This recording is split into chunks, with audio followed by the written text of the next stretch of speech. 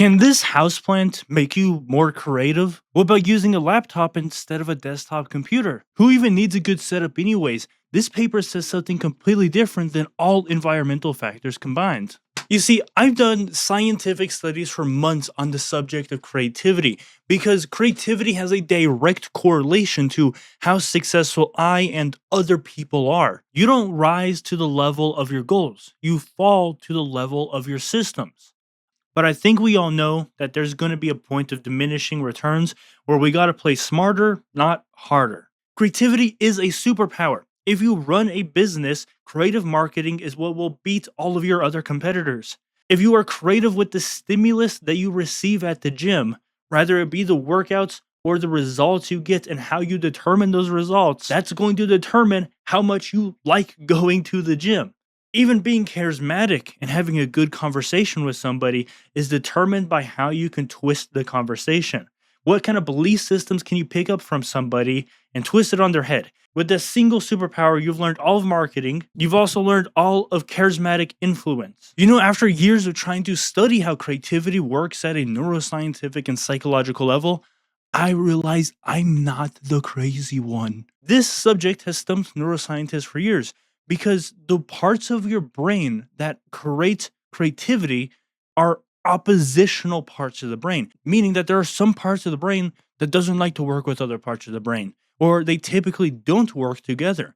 But one weird phenomenon happens when we are being creative, when we're coming up with new ideas, when we're doing mind wandering.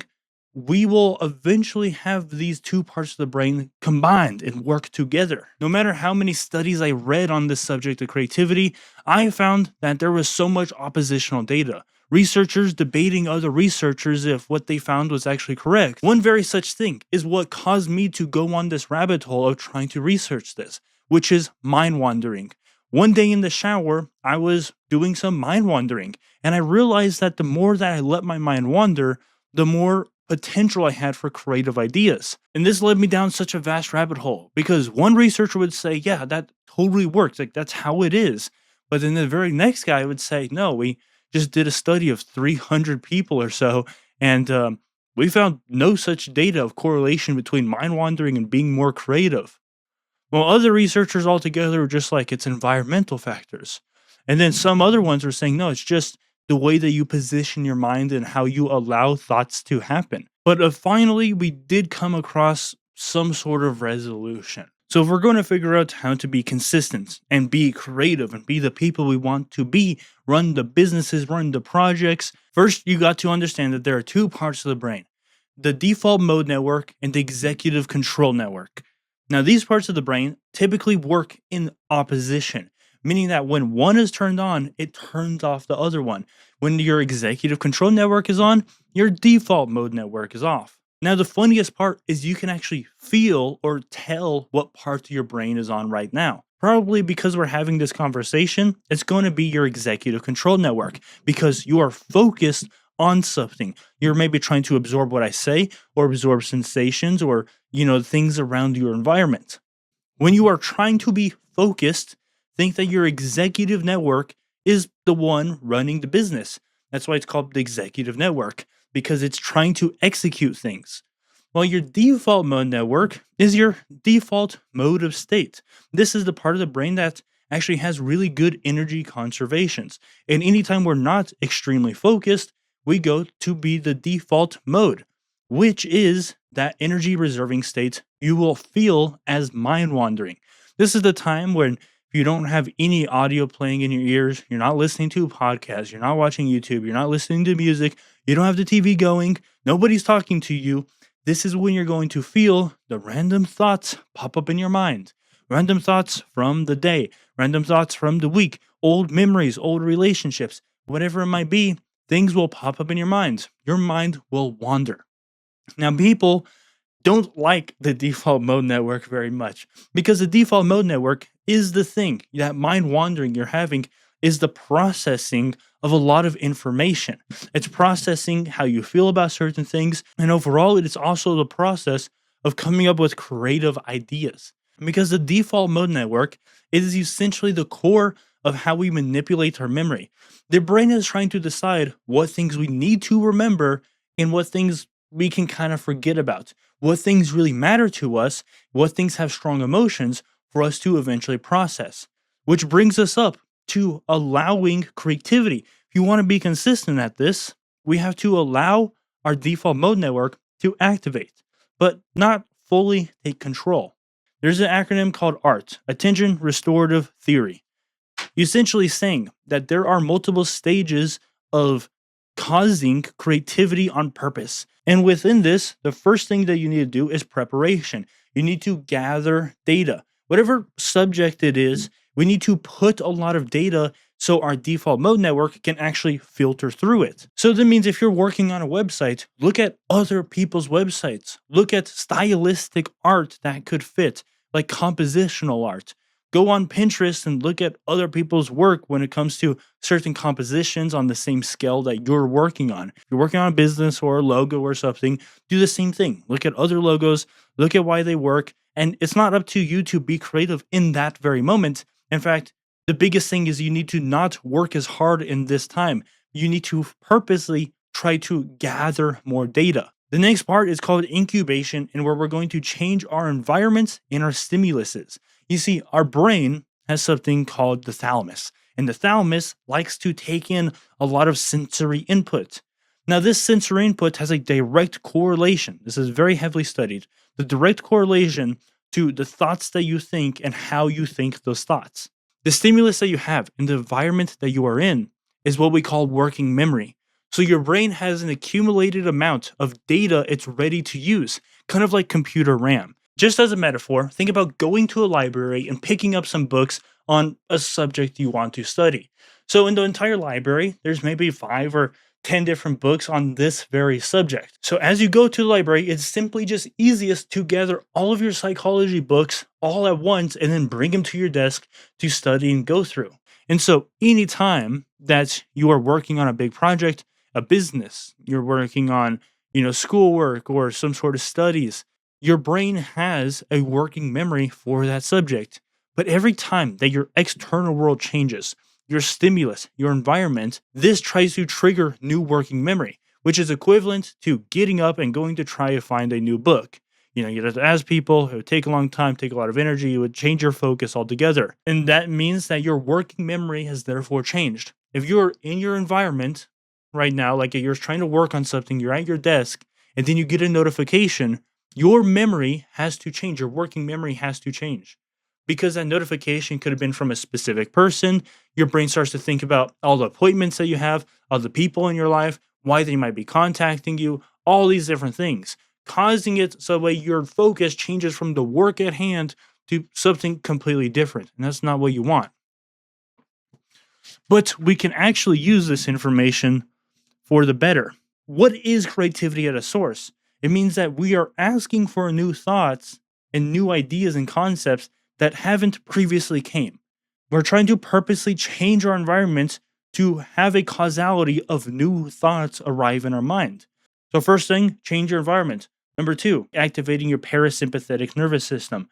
Your parasympathetic nervous system is kind of like your safety nervous system. It's when you feel comfortable, it's when you feel safe. It's basically the opposite of fight or flight. It's when you're digesting things. So if you want to eat food beforehand and you have a little bit of carbs in your system, not too much food or else you'll get tired, but some food so you start to digest and process, some area that you can walk around that you feel safe in.